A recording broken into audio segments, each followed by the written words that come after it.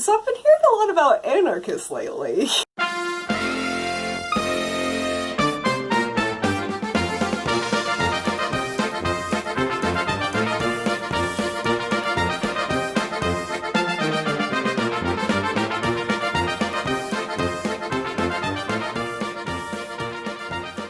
Every time that Donald Trump tweets, I feel like I have been personally attacked.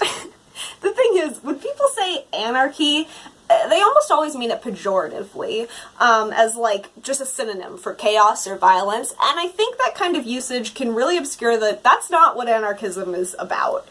And that's why I'm making this video. I just want to have a little chat here and talk about, like, the basics of anarchy and why I'm an anarchist. I'm not really trying to convert you or anything. I think that's a big ask from a little video like this. But I want to help you understand where we're coming from and just kind of get your head around what anarchism actually is. So you can come settle in with me here and we'll just have a talk.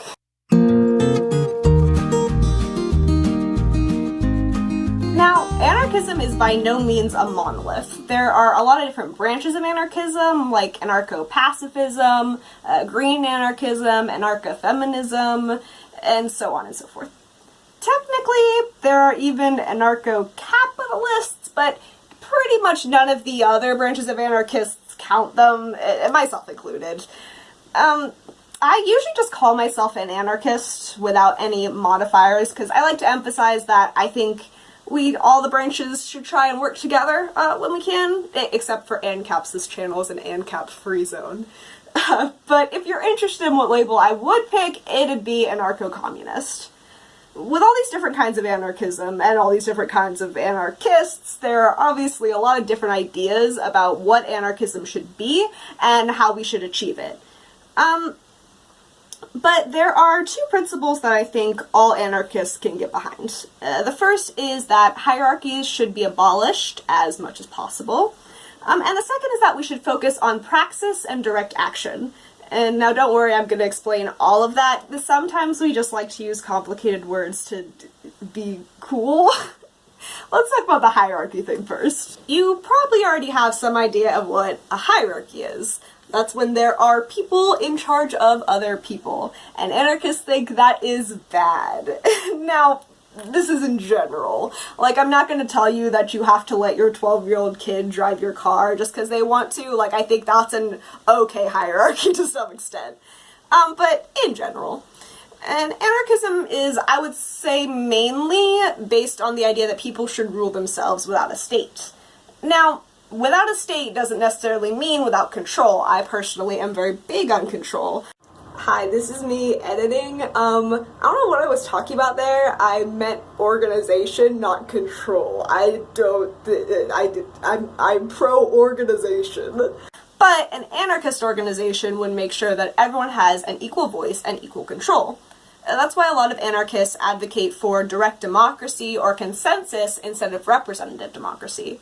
There's also a really interesting concept that I'm a big fan of called liquid democracy. And when I was trying to make this video the first time, I had a pretty big section here where I explained what liquid democracy is, but it didn't fit very well, and I also realized that American Johnson made a whole video just on liquid democracy and the board account, over on his channel Non-Compete, so I'm just going to link that in the description. Now, like I said before, praxis and direct action are also big parts of anarchism. And both of those loosely mean doing stuff. Praxis is really just political action. Anarchists are big fans of going out and getting stuff done instead of just talking about it. And direct action is just stuff you do by yourself, without the help of the government. A good example of this is something like Food Not Bombs. You might realize that there are a lot of people going hungry in your community, and like you could call your representative about it and maybe something would happen, or you could go around to different restaurants and grocery stores and collect their excess food and then just give it to hungry people.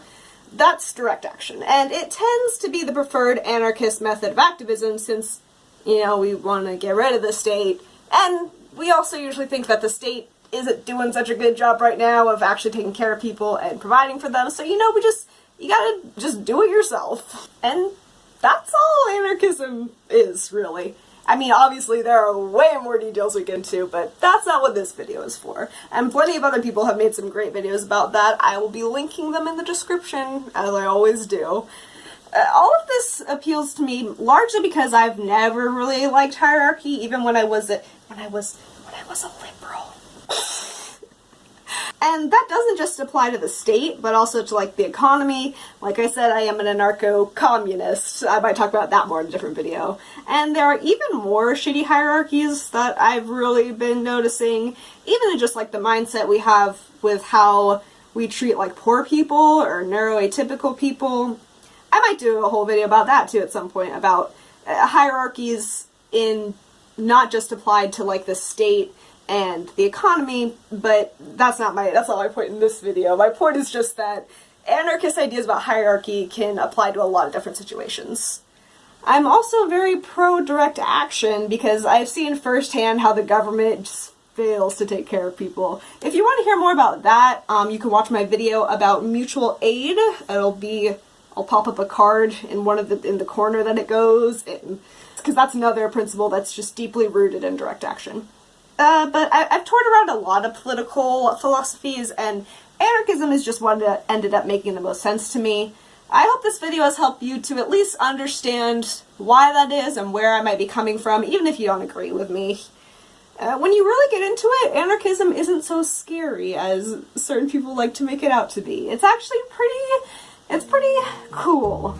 Anarchism is cool. That's all I got. That is the end of my video.